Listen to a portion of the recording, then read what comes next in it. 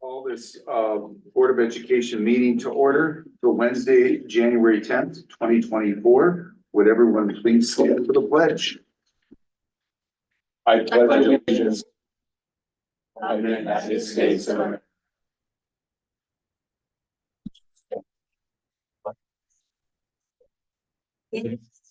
With justice from. I'll take a 10-second delay. That's our delay. I listen to ourselves. Case mine says. Yeah, in case I say naughty words. Never heard that. Could we have a roll call vote? Before I hear this, I don't want the name again. I'm sorry. Roll call vote, or roll call attendance. Okay, Commissioner Haas, Here. Commissioner Wood. Here. Commissioner Chisholm. Here. Commissioner Jenner John. Here. Commissioner Stefani, Here. Commissioner Cruz, Here. Commissioner Howard is not here, Commissioner Scholes, Here. and Commissioner Sprickner. Here. Excellent. Do we have a motion to adopt the agenda that was in your packets, and is that your station? Bearing in mind that we're going into closed session. I'll make a motion to adopt the agenda as presented. Great. All right. We have a motion by Commissioner Spricker, second by Commissioner Hans to adopt the agenda. Understanding that after the regular board meeting, we are going into closed session. Further discussion? Does that need to be part of the adoption? That does need to, we need to read it. Yeah, to consider, okay, the closed session would be, yeah, I guess you have the floor. 19.851C, considering employment, promotion, compensation, or performance evaluation data of any public employee over which the governmental body has jurisdiction or exercises responsibility. Point 1 is probationary teacher performance. Point 2, salary ladder outlier update. Point 3, non-classified and administrative contract renewal. And point 4, mid-year performance evaluation of district administrator. Then return back to open session and adjourn. Further discussion? All in favor, say aye. Aye. Opposed? Motion carried. And now we are down to the public comment section.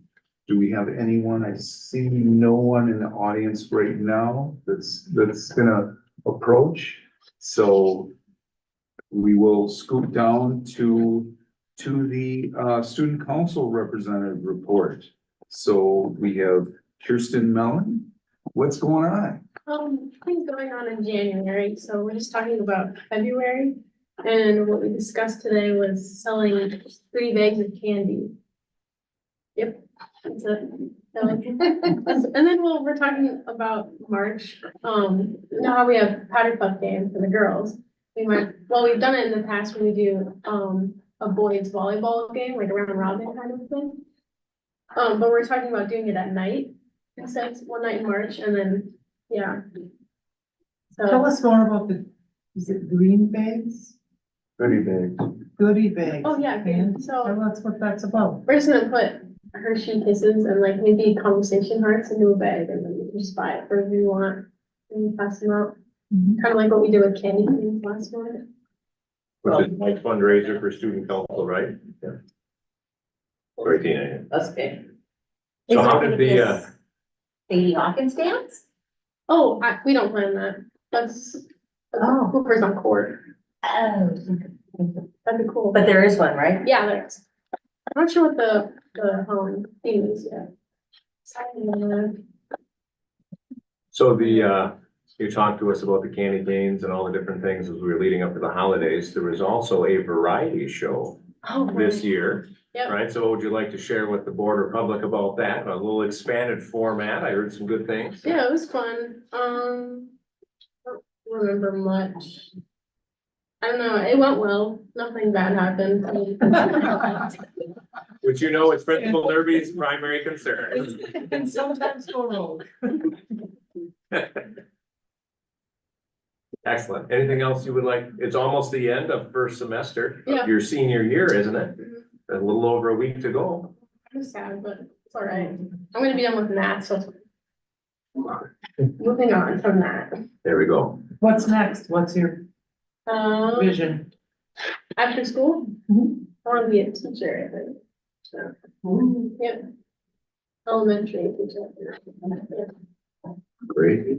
And today was a big day, even though you're kind of sore. Mhm. I still don't know how to eat this. You know how to eat, but maybe because of the braces, right? Yeah, okay, I have the feeling you're gonna figure it out. Yeah. Starved to death. Yeah, by necessity. Yeah. Well, maybe in a few years, you'll be on one of these pieces of paper as we will try to, get you to be an elementary school teacher here. That'd be good. We're always needing people. So just planting the seed way in advance. Plan of succession. Yeah. And President Stefani, we can see if the audience at home can't, she has her Sturgeon Bay Red, right? Classic Converse on right now. The Chuck Taylors are in. Yeah. The Christmas present, very nice. Looks good. It's good to see what's old is new. We all remember these from a different Yeah, time. the So first that's time. very nice. Very nice. Speak for yourself. Well, maybe I was. Some. Yeah, that's true. That's true. So thank you very much. Have a great night. Then we are moving down to the consent agenda. There is no recognition board. I know it's on your agenda, but there's nothing for tonight in that. So the consent agenda consists of the following. The approval of the meeting minutes for the learning session meeting of December sixth, 2023. Also the regular meeting minutes of December 20th, Board of Education meeting in 2023. Point two, approving the December bills, which were in your packet. Point three, accept grants and donations. They consist of the following. Quality State Oil, recommended by Jandrew Petroleum, did a general donation of $500. The American Legion Post 72 donated $250 to the high school. Louise Jensen donated $200 to the New York choir trip. Raybrook Foundation made a donation towards the Toucan Tanahu author visit. I probably destroyed that. I'm really sorry. Door County Foundation, Max and Gail Laird Educational Fund.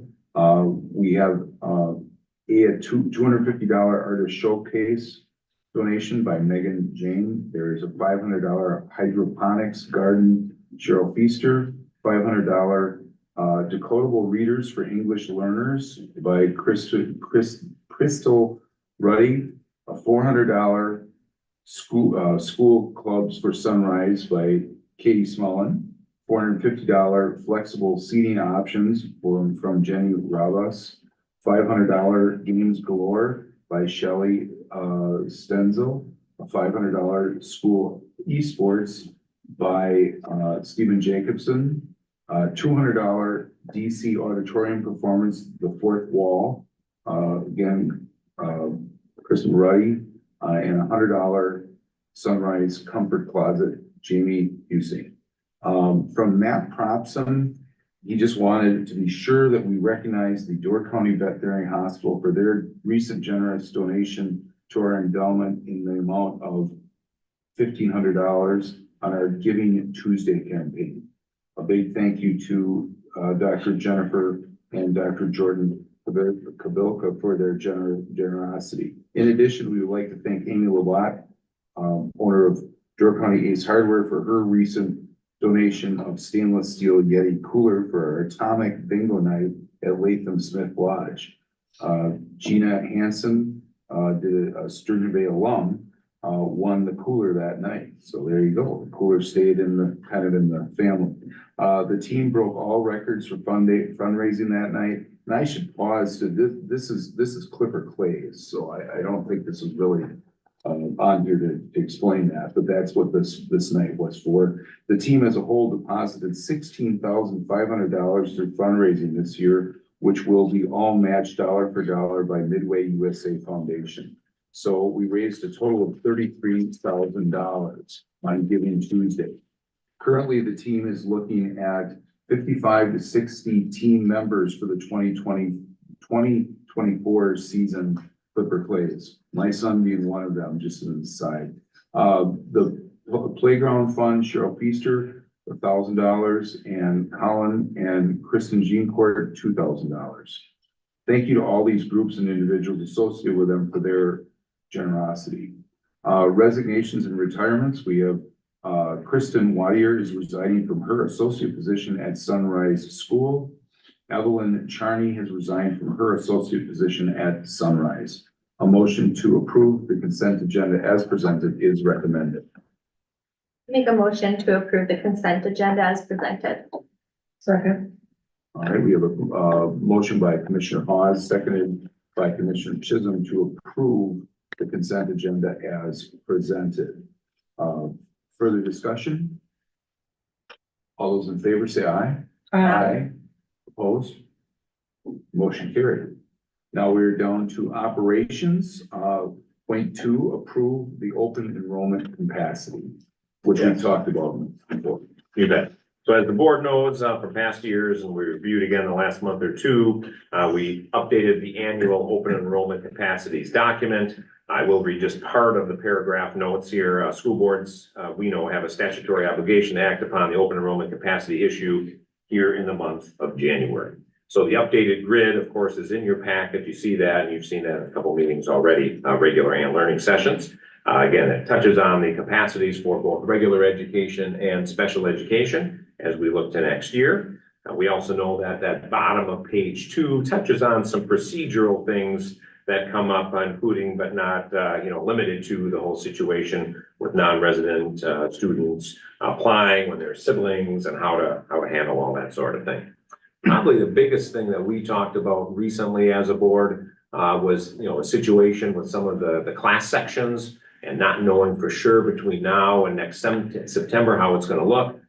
So what we did, and we've done this very, very similar to this anyway, the last couple of years, we really projected those elementary student sections at a couple of different scenarios, whether it be 3 sections or 4, so that none of us really at the board level, admin team level, district-wise, or building principal level are backed into a corner as we look at options for master scheduling and staffing for next year. So again, the grid you have covers us whether a particular grade level ends up with 3 or 4 sections. Other than that, again, you've seen this information before, and some of you have gone through this process many times, but we're just getting that set. Really, the alternative, as a couple of our very long-term board members can tell you, is that years ago, we didn't set any capacities, all right? Because theoretically, right, coming in, having more students is typically good, but then as we saw in more recent years as well, it's a good thing to bring in more students when we have space for them. Right, and traditionally at the secondary level, that isn't an issue, especially in regular ed. But as we look at some of the elementary regular ed situations, and especially the special education side, we knew that's where we were starting to see a squeeze, as we know with what we have with demographics here in Sturgeon Bay. So as you see before you, and I'll go back to our notes, a motion to approve the capacities for the 2024-2025 school year is recommended. I'll make a motion to approve the open enrollment capacity for 24-25 school year. Second. We have a motion by Commissioner Jenner-John, seconded by Commissioner Wood, to approve the capacities for the 2024-2025 school year. Further discussion? I do have one question. So in the table where there's 2 rows and we have like a star 1, and you notice that the asterisk is because you can't have a 0, even though for some of those rows we're projected to have more than capacity space if we just had 3 sections as opposed to 4. Good question. So if we go back up to the very top of the document, paragraph 2, in theory, Allison, we could choose to have zeros at some point in the future. What the board had discussed is that we want to always try to have at least 1 opening to keep some possibilities, and then kind of like some of that sibling language on the bottom of page 2 kind of keeps the door open for that. But really, if our district wanted to, as we look to the future, right, and different things happen with budgets and students and all those types of scenarios, if we ever wanted to have a situation where the projection is beyond what we could bring in, then we could have a 0 for open enrollment.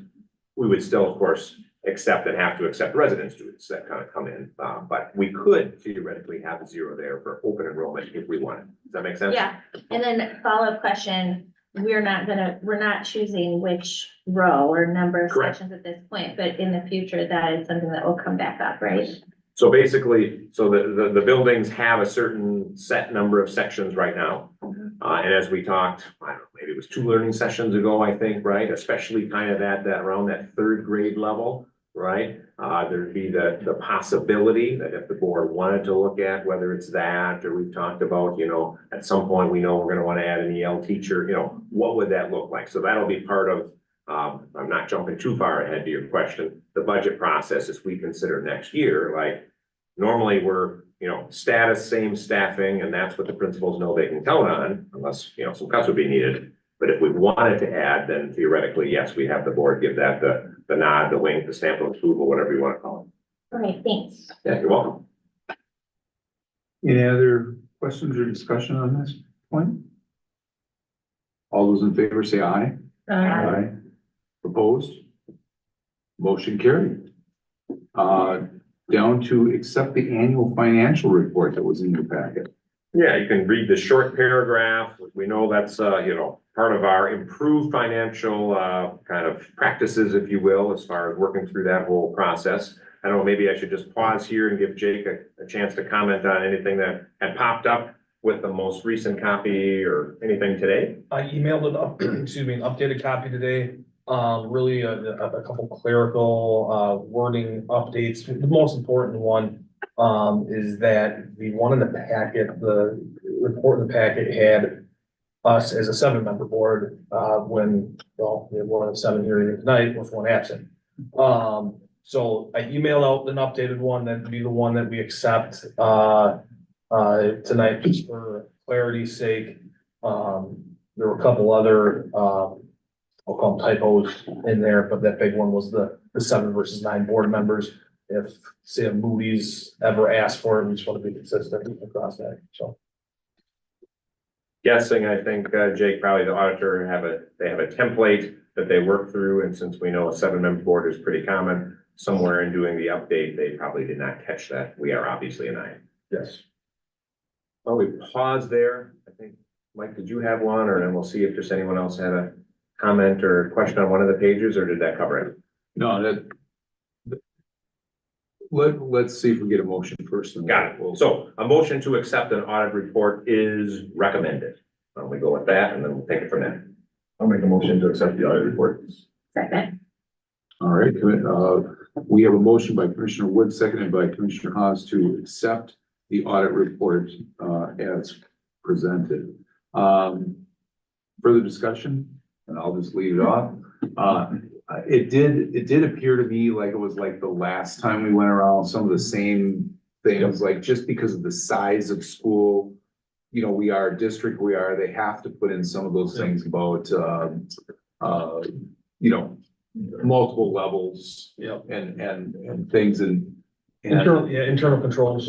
Yeah, and we talked about that the last time, and I know there's things we actually changed at that time to make sure there is kind of like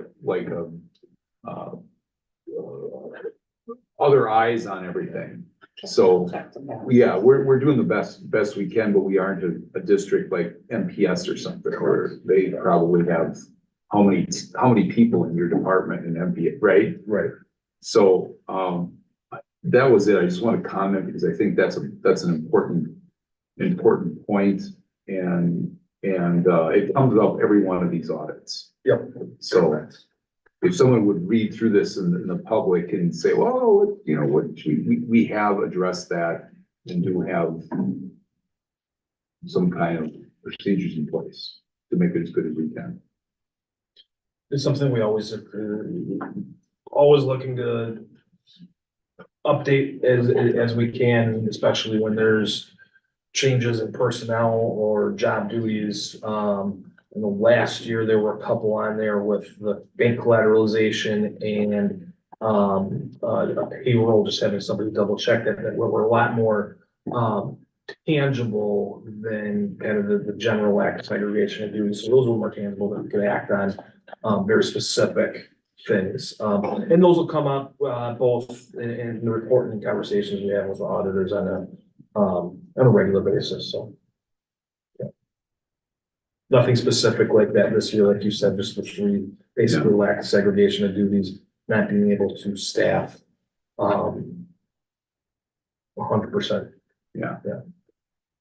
Any other comments, questions, concerns? All those in favor, say aye. Aye. Opposed? Motion carried.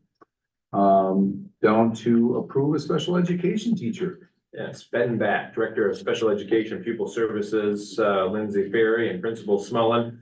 Our principal, so I should probably specify that we have two Principal Smullens, of course, so Katie Smullen in this case. I'm pleased to recommend Ben Back to the special ed teacher position at Sunrise. Ben has been serving as a special education associate since the start of the school year. He's currently earning his master's degree in education and had prior experience working in special education as well as physical therapy and management. And has already developed relationships with some of our students and will no doubt slide into the role seamlessly. Team is looking forward to having Ben on the teaching team there at Sunrise. So in essence, moving to approve Ben Back as a special education teacher for the remainder of the school year is recommended. Move to approve Ben Back as a special education teacher for 6-month contract. Second. All right, we have a motion by Commissioner Schultz and seconded by Commissioner Cruz to approve Ben Back as a special education teacher for a 6-month contract. Further discussion? All those in favor, say aye. Aye. Opposed? Motion carried. I will just comment, President Stefani, that we knew last month we had a resignation up around the holidays, for one of our staff members. So in essence, now this takes care of filling that for the remainder of the year with someone who, the kids and staff are familiar. Go on to the next one. Yes, next one, approved teacher associate. Yeah, we have one associate for us on the list tonight. So Director of Special Education Pupil Services, Lindsay Ferry, and Principal Katie Smullen are pleased to recommend Lindsay DeRoba for the Special Education Teacher Associate position at Sunrise. Lindsay has helped as a substitute teaching associate at Sunrise and throughout the district in the past.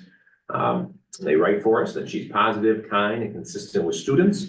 As a substitute, she easily shifted between many different roles, which she performed very well. Students and staff are excited to welcome Lindsay to Sunrise full-time. So motion to approve Lindsay DeRoba as a Special Education Teacher Associate is recommended. Move to approve Lindsay DeRoba as a special education teacher associate. Second. Second words, is that? Second. Oh, sorry. I was a little. It's okay. We have a motion by Commissioner Schultz, second by Commissioner Chisholm to approve Lindsay DeRoba as a special education teacher associate. Further discussion? All those in favor, say aye. Aye. Opposed? Motion carried. Now we are down to reports. So where is mystery? There he comes. He's coming forward, and they all know that the board has closed session after this. So they know they have my blessing to do the shortened Cliff Notes version. Yes. I'm not gonna say which one of them went the longest last month. But Principal Liberty's at the podium, so I'll turn it over to him. May have been scolded for going 3 minutes, sorry. It was more for. Not that I was First, signing them, I was. Commissioner Cruz, I'm sorry. we have, the Sadie Hawkins dance on February 10th. Oh, great. Coming Okay, up. thank coming you. up quickly. And the talent show / variety show, as we called it this year for different reasons, was a huge hit. And I always enjoy those things after they're done. It's always that panic of like, what's going to. It is for parents. What's too. going to happen? These And our kids are- were, I just want to shout out, our kids were amazing. They were so supportive. And it was really fun to see the kids get up on stage. I give them such credit because I will tell you, I wouldn't have done that at that age, in front of my peers, but, it's pretty cool. And I say that both as a principal and as a parent of a kid who was up there this year. My freshman decided to do that. Bless him. That may have been more stressful for me, having a kid up there than it is, the other ones, but it went very well. So that was great. Those are counting in my minutes, aren't they? Yes. I just wanted to share a couple quick things. As you know, we talked before break about the pre-ACT and some of the work we're doing. Parents should have started receiving some of those reports of the breakdown of how students did.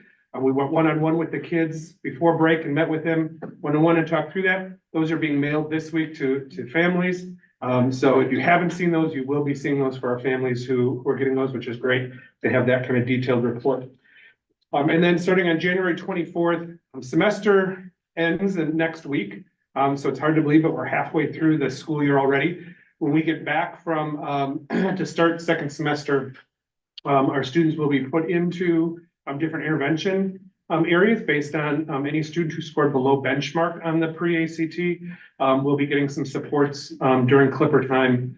That's that time we have built in. And so we're excited to be offering that to our students and having that work as they move forward to as we have the second pre-ACT, the spring one, and the ACT in April. So we have those going on as well. I just want to give a quick shout out to a couple of our art teachers as well. If you haven't had a chance, our students K through 1 through 12, I believe, did their art show. It was posted up on our social media, but they did a whole kind of PowerPoint or YouTube video showing all the different artwork of all of our students. And I think all of our art teachers throughout, just the great work they did, but then showcasing that student artwork is just really cool to see from a first grader up to 12th grade and just the work that they did. So that's really cool. And then the last thing I just want to mention is, as I said, semester 2 is starting. That also means that we will start looking at scheduling. So the end of January, beginning of February, high school students, well, 8th through 11th, senior parents out there don't have to worry about it anymore, senior kids. But they'll start the scheduling process for the 24-25 school year already, which is just crazy to think about. But February 5th is when that scheduling process begins, where students will be reaching out or looking at the course catalog and reviewing what classes they're going to sign up for. So just letting our parents know, look those over. We build our schedule based on what students schedule and what they request. And so it's important to kind of spend some time over those few weeks in February, beginning February, to kind of look at that and schedule. So we're excited to be looking at 24-25 already. So I know my time. Any questions or anything? Thank you. Thank you, Principal Derby. Principal Smullen comes on down. I think those of us that will be at the education convention this next week will also have a chance to see. Some of you maybe have seen it already on social media, that one of our young ladies, Annika, her work was selected and it'll be part of the art display down there. So I think that's only the second time, unless I'm missing one. I think it's only the second time in my 10 years we've had a student selected at the state level whose work would be down there at the same time we get to be there. So that's kind of a cool little art note that I can share as well. Mark, it's all yours. All right, I'll be brief. Just want to let you know, it's like we met as a staff right after break, and we set goal planning sheets for every student. We kept it electronically in a PowerPoint. So we put in their last three scores for the past 3 years. So that way, when a teacher meets with a student, they had that data to show, okay, I'm meeting with you. Here's how you scored, if you're an 8th grader, 5th, 6th, 7th, so I can see your past history. Also, Star prints out a nice little expected growth report for reading and math.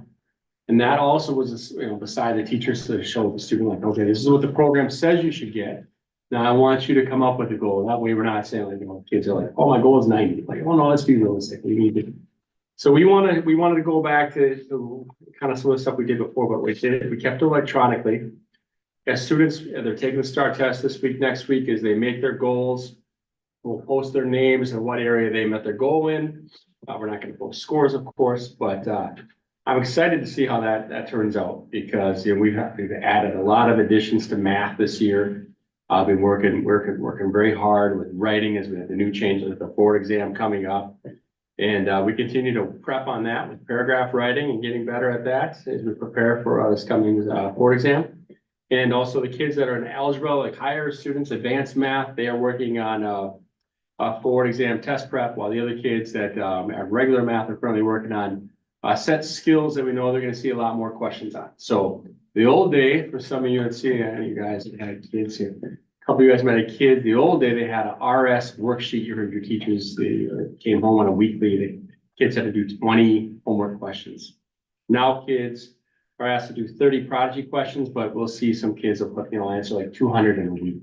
It's amazing, and we get a better idea of what their skill level is, like what areas, because it'll break down that math skill into separate areas, and we can see what we need to work on. So it gives chances for the teachers then to meet with the kids that have a little bit of trouble. So I wouldn't mind someday maybe showing you a printout with any students' names, so you can kind of get an idea what this looks like and what a class report looks like. So I think as I talk to the teachers, that would be something as we're doing this, I'd like to show you guys so you can get an understanding what it looks like. So, and that's about all we've been, I said, put a lot of effort in this, but that's what we're doing this month. So, all right. Hey, Mark, sounds like it might fit well with your board retreat update or possibly a spring learning session. As Mrs. Smolin is coming on down, board members, right, you've heard the principals talk about report cards and things with achievement as well as with growth. As you heard Mark talking there, you can see how the middle school staff is obviously dialing in on some of both the achievement and getting them to grow. And we know the middle school has done very well with that. Katie, how are you? I'm pretty good, and it's his birthday. That's right, it is. 29 and old. Yeah. Yeah, same as. 29 and old.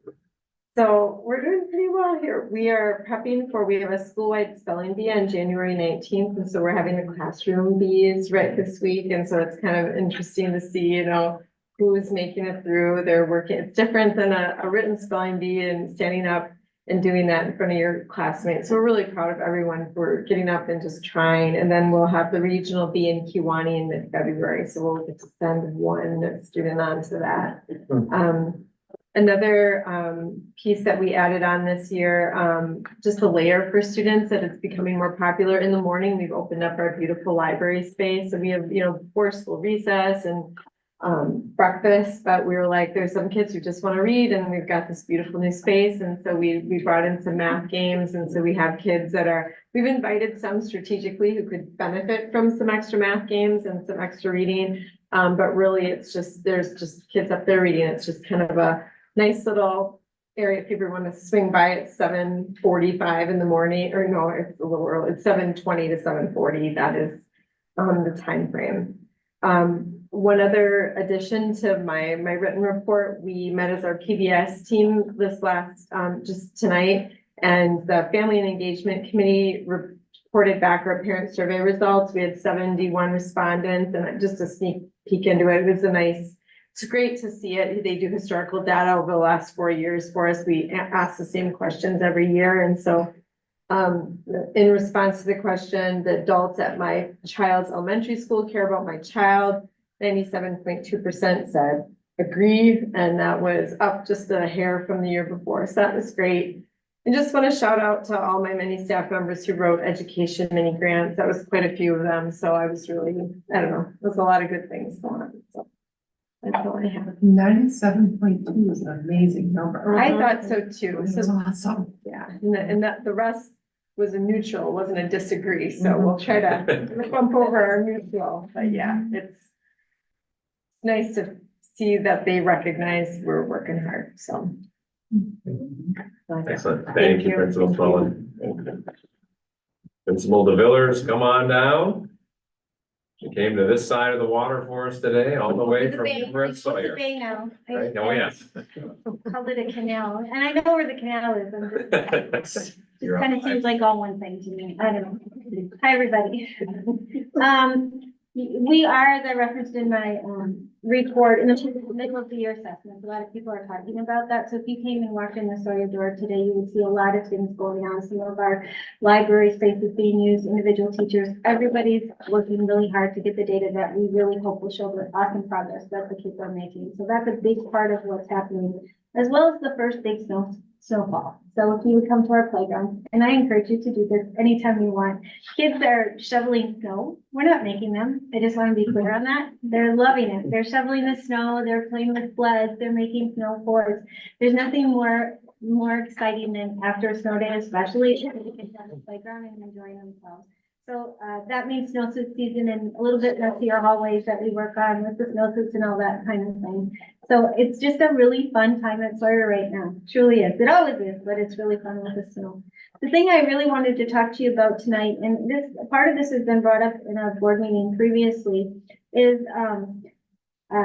Sarah Kaloji, our school nurse, as well as Cody Martins and I sat down to talk about 4K readiness. Now, at the board meeting, we talked about potty training, and we have had an increase in that. We looked at our data, and we have more and more kids, not just in 4K, but to our second grade. And I think some of our kids that went on to Sunrise that struggle with different aspects of child training. And so we sat down and said, what is this? What can we do about it in a more proactive way? And it's a big deal because it interferes, and it's not just uncomfortable for them, but it interferes. And parents don't necessarily, they've tried everything that they can. We've all, those of us who've been parents, right? And we really wanted, as the people that want to get kids off to a good start, we wanted to tackle this. So tonight at our PBS meeting, we shared with the staff a project that we're working on. It relates to a bigger project for 4K readiness. We do have longer introductory 4K 20 minutes instead of just a back to school night for our 4K folks. And the 4K team does a great job of that. And so we're going to connect it with that. And not just for new 4K parents and not just for 4K parents before, but all new staff or all new families as well. And we really want to welcome them and have them understand what it means to have a 4K student or a new student in your school. We had some transfers this year too from St. John Bosco and other places. And we're just finding out that although we're welcoming, we don't always feel we give them what they need. So the potty training piece is just one piece of this. We're going to identify kids who struggle with that. And then we're going to call parents in who are interested in learning more and provide real life strategies that can help them and together help their child. It's a big deal if it's something that, you know, affects you. And so it's kind of a whole effort. We're going to call it probably Be Ready for School. We're going to talk about having a new transition. Sarah's going to take it from the medical aspect. Carly's going to take it from the social emotional aspect. I'll be talking about logistical things related to school and starting out in school.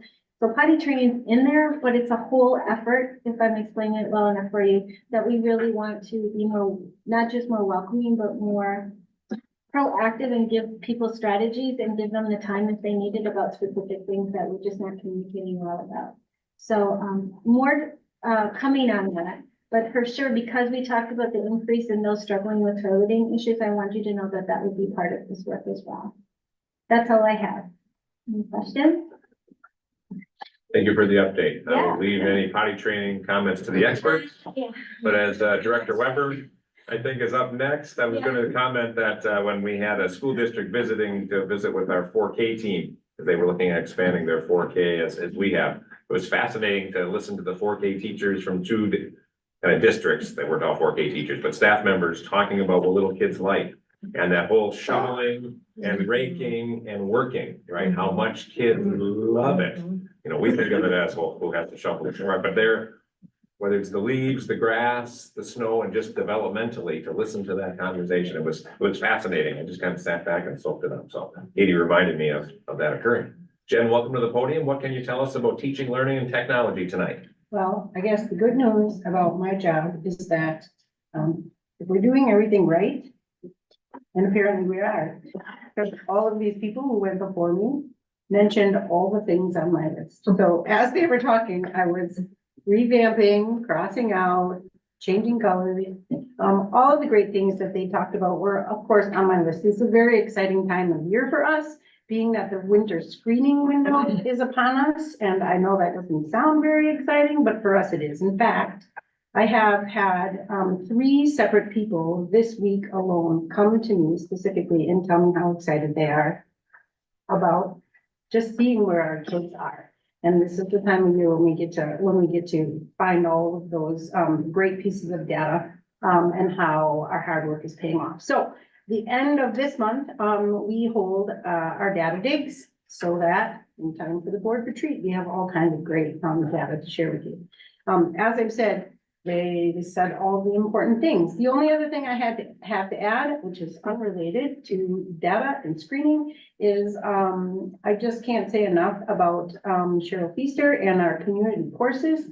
They kicked off, registration ended at Christmas time, and we have 17 course options 145 people have signed up for these classes. And I'm happy to report that I did my first class tonight, just before this board meeting. It was Tibetan sound bowl therapy. It was amazing. Tomorrow I learn how to knit. So it's really cool to get into a classroom, see not only teachers spending time together at the end of the workday when they could just take off and mixing with community members. It's great. So you should learn more about Tibetan sound bowl therapy. Is what I'm saying.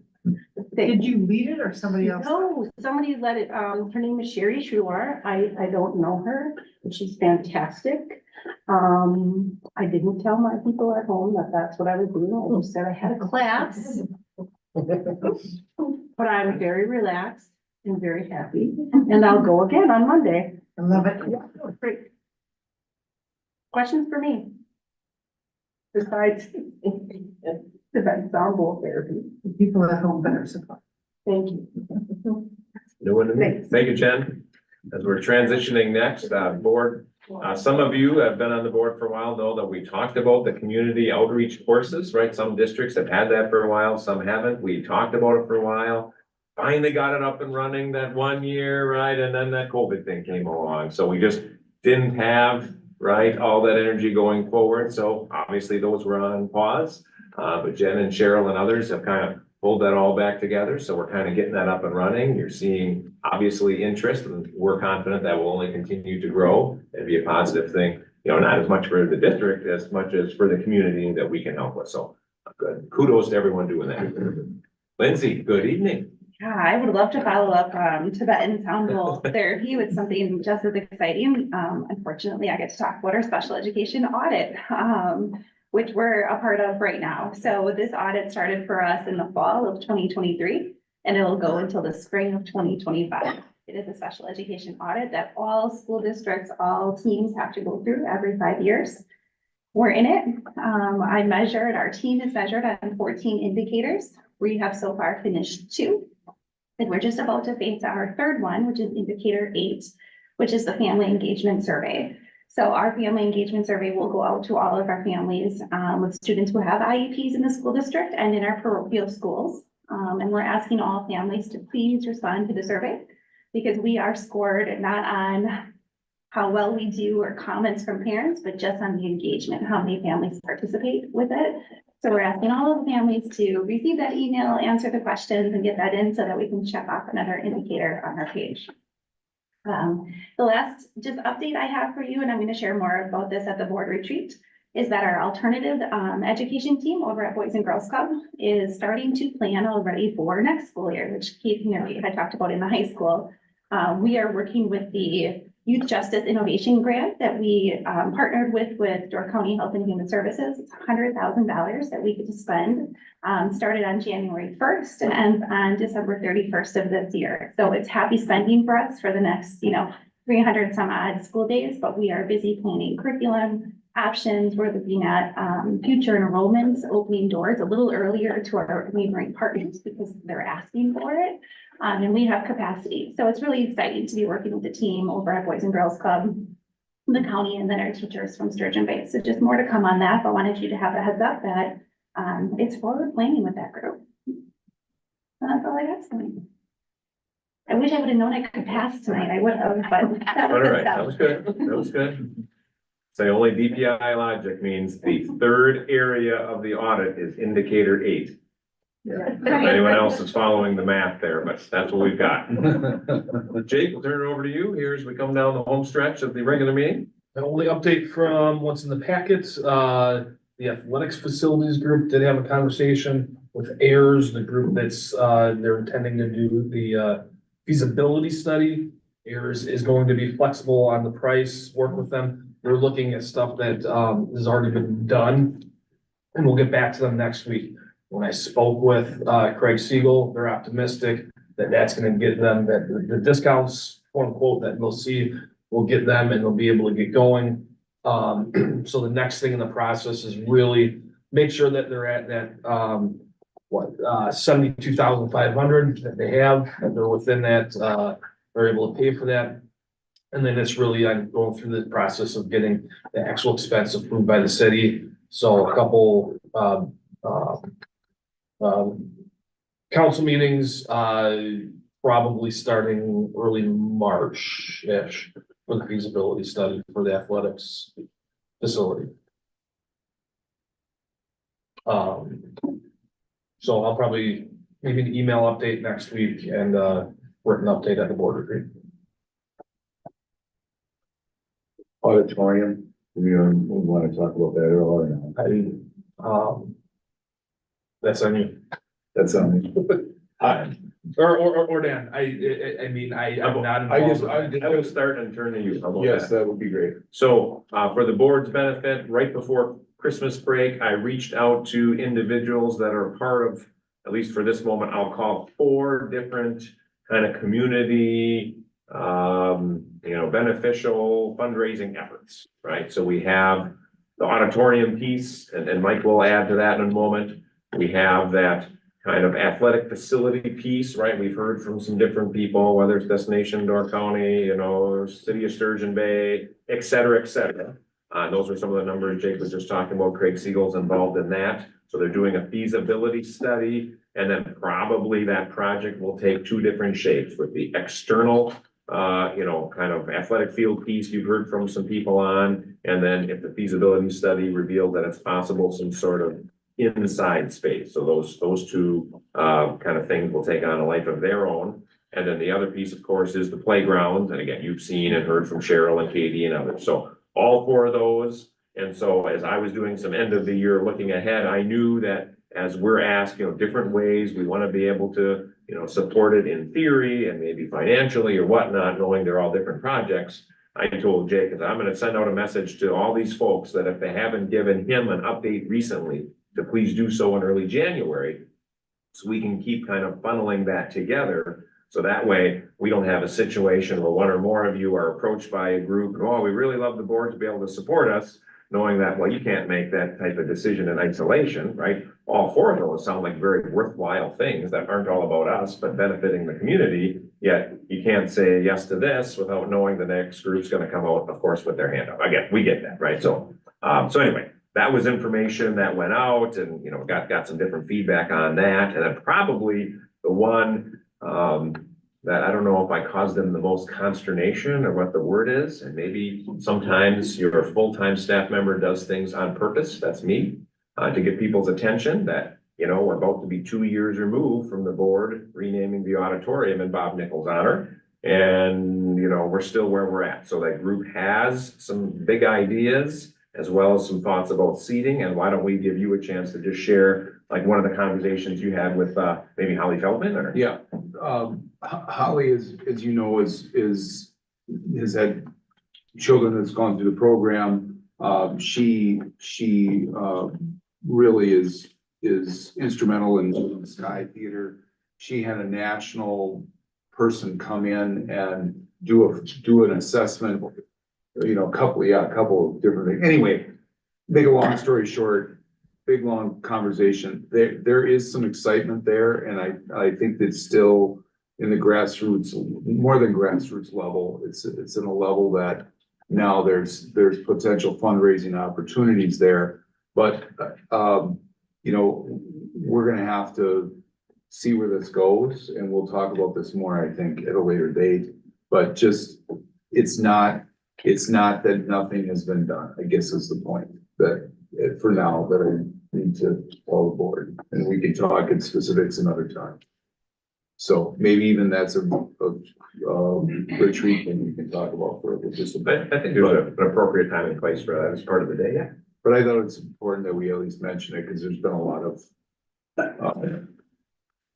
behind the scenes stuff. So that's it.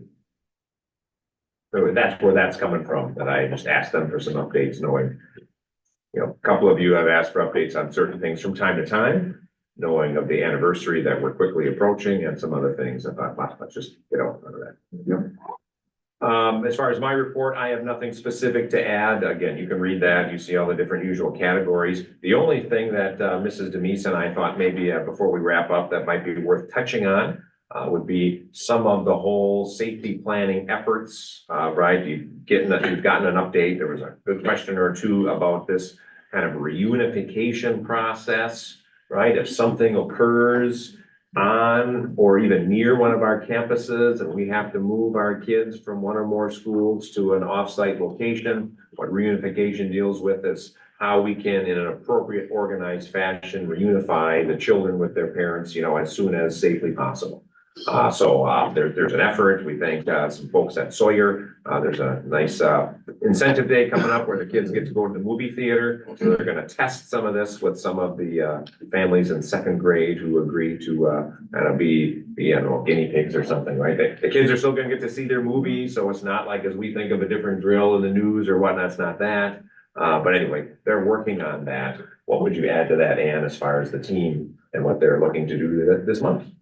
I guess the interesting thing is that the team's been working at this for 3+ years, and we did actually simply stated a practice setup and takedown on Monday of this week, after you planned and you tried to think of everything under the sun of what are the parts and pieces that make up a reunification.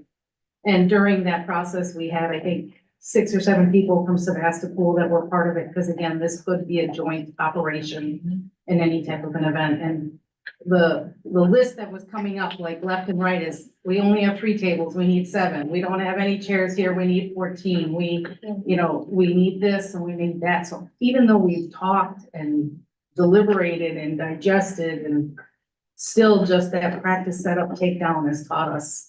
And the to-do list before our actual drill on the 29th is a little bit overwhelming, but it's gonna get there. And even in that drill on the 29th, I'm sure that we will learn a lot of things in that event, but it's just a continual work in progress and just trying to figure out the ways to make that as efficient and fluid as possible for our students and our families that would be working through that event alongside of us. So work continues.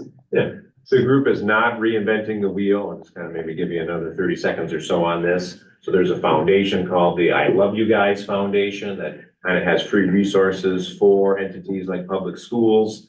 So again, some of this was pre-COVID when we had quarterly safety meetings out at the Justice Center. And then we had the police department. And so like Jason Albertson, if any of you know Jason, from our police department, he was involved with visiting with the different school districts. And we kind of had a group that, I'll pat them on the back, has probably been more active than the others. And then again, there were ideas moving forward. And then when COVID hit, that obviously was not quite as high a priority and we weren't having big group meetings for a while. So anyway, they've dusted that off since and they've been working away at it, making progress for us. Anything else we can tell you or questions maybe for now? Ann and I just thought we'd pause on it. It's fantastic you're doing that and getting all that ready. Let's hope we never need it, but it's fantastic that you're doing it. With the event that happened last week, you see on the news, reunification site open, and it just, I get shivers when I see something like that. And it's like you hope and pray that it will never happen, but it's still prepared. Thank you. Boys, that's it? All right. Other than the full session? Then, the next point is going into closed session and we'll get a roll call vote on this. We will go into closed session 19.851C, considering employment, promotion, compensation, and performance evaluation data of any public employee over which the governmental body has jurisdiction or exercises responsibility. 0.1, probationary teacher performance. 0.2, non-classified administrative contract renewal. 0.3, mid-year performance evaluation of district administrator, and 0.4 is mid-year performance. Wait, so that was, Salary. yeah, just that one right there. Salary letter, Update on that, yeah. And then we return to open session. We need a roll call vote to move to closed session. Do that. Oh, motion, yeah. Do we have a motion to go on closed session? I move to approve going, go ahead. I move to approve going into closed session, 19.85, parent 1, parent C, considering employment, promotion, compensation, or performance evaluation data of any public employee over which the governmental body has jurisdiction or exercises responsibility. Number 1, probationary teacher performance. 2, salary ladder outlier update. 3, non-classified and administrative contract renewal, and 4, mid-year performance evaluation of district administrator. And then we return to open session and adjourn. All right, we have a motion by Commissioner Chisholm, second by Commissioner Jenner John for that. A roll call vote. Commissioner Spricka, Yes.